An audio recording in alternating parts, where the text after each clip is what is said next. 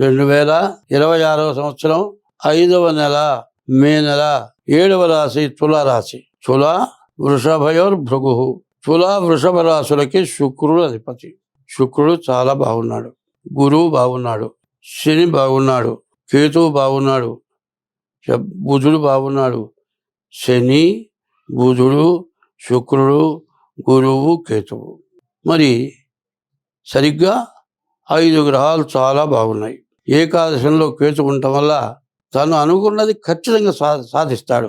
శని బాగున్నాడు, ఆల్రౌండర్, నీకేది కావాలంటే అది నీ పని అవుతుంది. బుధుడు బాగున్నాడు, వ్యాపారం బాగా సాగుతుంది.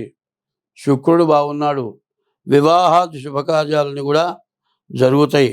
గురువు బాగున్నాడు, విద్య, ఉద్యోగం, విదేశీయానం ఇవన్నీ కూడా జరుగుతాయి.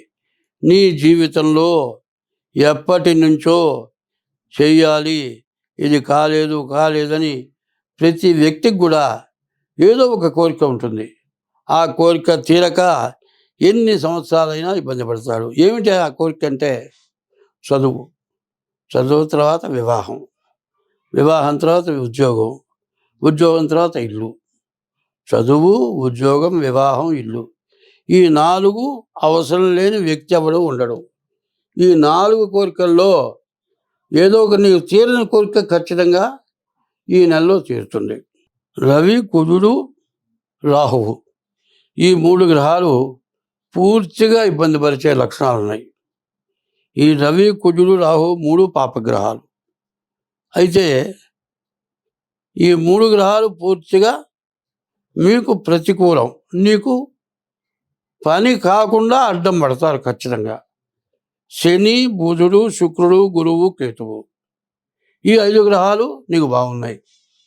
8 గ్రహాల్లో 3 గ్రహాలు బాగాలేవు. 3 గ్రహాలు కూడా పాపగ్రహాలు.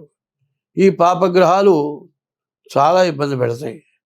ఎట్లా ఉంటుందంటే, జూదగాళ్ళు ఉంటారు, వాళ్ళు ఊరి బయట పోయి చీట్లపాక ఆడుతూ ఉంటారు డబ్బులు పెట్టి.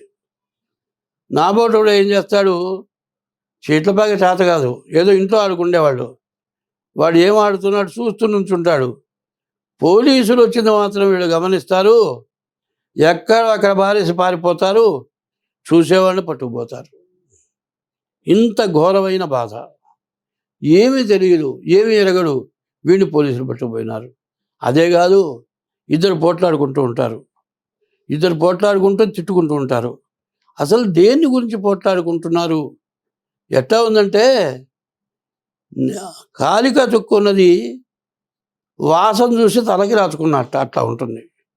ఈ రవి, కుజుడు, రాహు బాగుండకపోతే వాళ్ళిద్దరూ పోట్లాడుకుంటూ వాడు కత్తి పెట్టి పస 4 పోట్లు పొడుస్తాడు, వీడు పడిపోతాడు. ఎవరో ఫోన్ చేస్తాడు, పోలీసులు వస్తారు, చూస్తున్నవాడిని పట్టుకుపోతారు. ఇట్లాంటి కష్టాలు, అనుకోని కష్టాలు, చేతులారా తెచ్చుకున్న కష్టాలు ఇవి. ఇట్లాంటి కష్టాలు వస్తాయి. వీటి నుంచి బయటపడాలి. మంచిని మీరు ఉపయోగించుకోవాలి. ఎందుకయ్యా 5 గ్రహాలు బాగున్నాయి, 3 గ్రహాలు బాగుంటలేదు కదా. అవి ఏం చేస్తాయి?